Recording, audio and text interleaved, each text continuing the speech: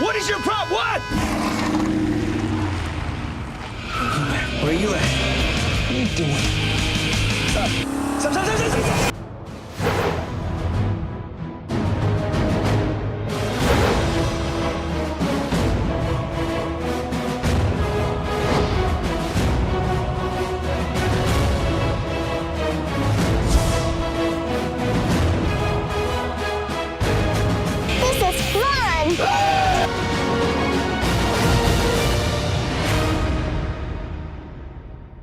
자, 지금 영상으로 보셨습니다만 이 한국의 감독 또 이 배우들이 활약한 넷플릭스 드라마죠. 성난 사람들 에미상에 도전합니다. 네, 관련 내용 김헌식 문화평론가와 함께 자세히 짚어보도록 하겠습니다. 안녕하십니까? 네, 안녕하세요. 자, 에미상이 어떤 상인지 또 이 성난 사람들이 도대체 몇 개 부분에 후보에 올랐는지 좀 자세히 설명해 주세요. 네, 그래서 에미상 같은 경우에는 이제 미국 사람만이 아니고 전 세계 사람들이 모두 다 받고 싶은 방송계의 최고의 권위상입니다. 예. 그래서 영화하면 아카데미상이 있고요. 네. 그리고 그래미상은 이제 음악 부분이고 토니상은 연극과 뮤지컬상이 되겠습니다. 이번에 네. 11개 부분 13개 후보에 올랐는데요. 13개 후보라고 한 것은 이제 조연상에 3명이 올라가 있습니다. 그래서 남녀 이제 주연상 그리고 작품상 각본상도 있고요. 여기에 편집 음향상 그리고 캐스팅상 등 다양한 부분에 올라와 있어서 어느 때보다도 수상 가능성이 높다라고 볼 수가 있겠습니다. 그렇군요. 네, 그런데 성난 사람들 한국계 감독과 배우가 열연한 작품이어서 좀 더 관심이 쏠리고 있는데 많은 분들이 보셨겠지만 어떤 내용을 담고 있는 건가요?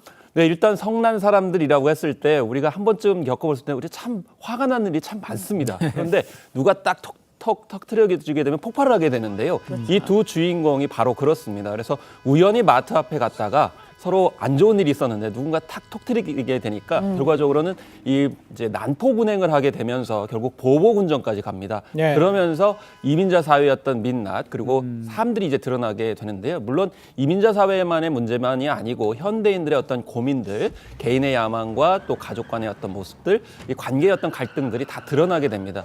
무엇보다도 재미가 있습니다. 그 이유는 네. 가족 드라마인 것 같은데 스릴러 드라마적인 요소도 있고 네. 또 액션적인 측면도 있고 또 불륜과 치정적인 측면들이 있기 때문에 약간의 또 막장적인 측면도 있습니다. 그런 점들이 복합적으로 작용을 하게 되면서 전 세계적으로 큰 인기를 끌었습니다. 알겠습니다. 네. 일단 성난 사람들이 앞서서 골든글로브 3관왕 또 크리틱스 초이스 어워드에도 4관왕. 네. 그렇다면 이번에 에미상은 어느 정도 수상 가능성이 있는지는 어떻게 평가하십니까? 일단 크리틱스 초이스 상이라고 하는 것은 이제 미국과 캐나다계의 600여 명의 비평가들이 모인 그런 협회입니다. 그렇기 네. 때문에 우리가 흔히 비평가들이 쓴소리를 자주 하잖아요. 네, 그러니까 비평가들이 인정을 했다 그러면 굉장히 좋은 작품이다 이렇게 볼 수가 있는 거죠. 그래서 무엇보다도 작품상을 받았다는 것이 중요합니다. 크리틱스 초이스에서 작품상 받았고요. 또 네.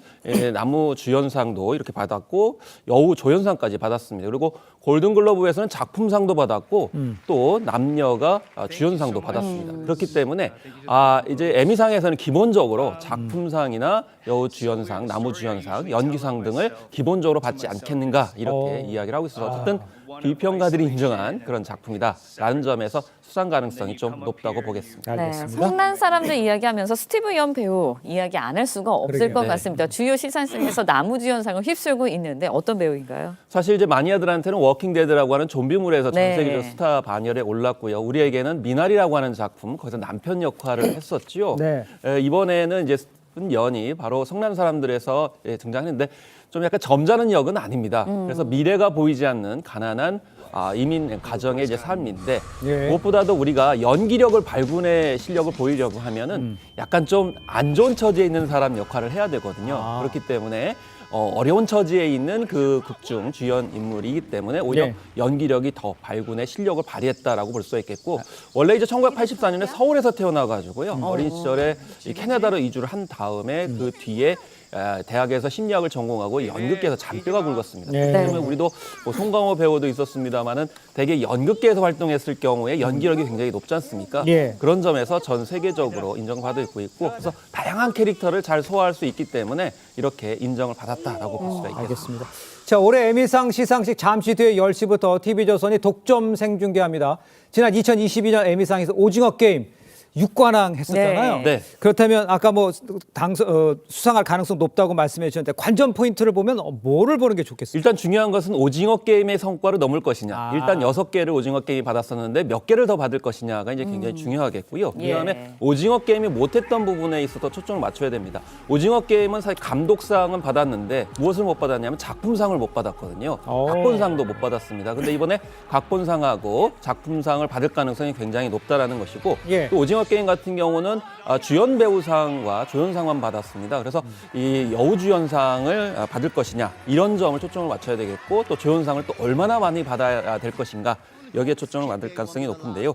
어쨌든 간에 이 미국에서 제작이 됐고 또 미국에서 선풍적인 인기를 많이 끌었기 때문에 예. 어느 때보다도 작품성에 좀 방점을 두어서 지켜보는 것이 무엇보다 큰 의미가 있을 것 같습니다. 알겠습니다. 한번 지켜보죠. 이미 많이 이야기가 되고 회자가 됐지만 한 예. 번 더 짚어봐야 할 것 같습니다. 최근 글로벌 시상식에서 영화 기생충과 미나리 등 한국 작품의 활약 눈에 띄죠. 네. 경쟁력 뭐일까요? 일단은 우리나라 같은 경우에는 중국과 일본에 비해서 아직은 희소성이 굉장히 크다라는 겁니다. 특히 아시아에 대한 주목도가 높은데 중국이나 일본 콘텐츠가 상당히 많이 있었죠. 예. 특히나 미국 같은 경우에는 이민의 나라이기 때문에 네. 이민자에 관련된 코드들이 굉장히 친숙합니다. 그래서 네. 이번에 성난 사람들 보면은요, 이민자의 사회를 달고 있지만 세계적으로 관심을 받고 있는 한국적 문화가 굉장히 많이 나옵니다. 네. 예를 들면 설렁탕을 먹는 장면이 나오고 깍두기가 나옵니다. 예. 그리고 그래요? 라면을 끓여 먹는 장면도 나오고 또 한인 교회의 어떤 풍경들도 자세히 많이 나오기 때문에 그런 점에서 한국적인 K-스타일에 대한 주목 여기에다가 그것을 통해서 현대인들의 고민이 무엇일까를 가족과 개인의 어떤 욕망과 인간애를 통해서 잘 보여주고 있기 때문에 이런 점들이 상당 기간 한국적 콘텐츠로서 K 콘텐츠 한류 현상을 북미 지역에서도 계속 이렇게 일으킬 것이라고 생각이 듭니다. 알겠습니다. 제가 아까 말씀을 드렸죠. 10시부터 75회 에미상 시상식 TV조선에서 단독 생중계합니다. 어떤 수상이 어떻게 되는지 함께 지켜보시는 거 좋을 것 같습니다. 네. 인사 나누겠습니다. 고맙습니다. 네, 감사합니다.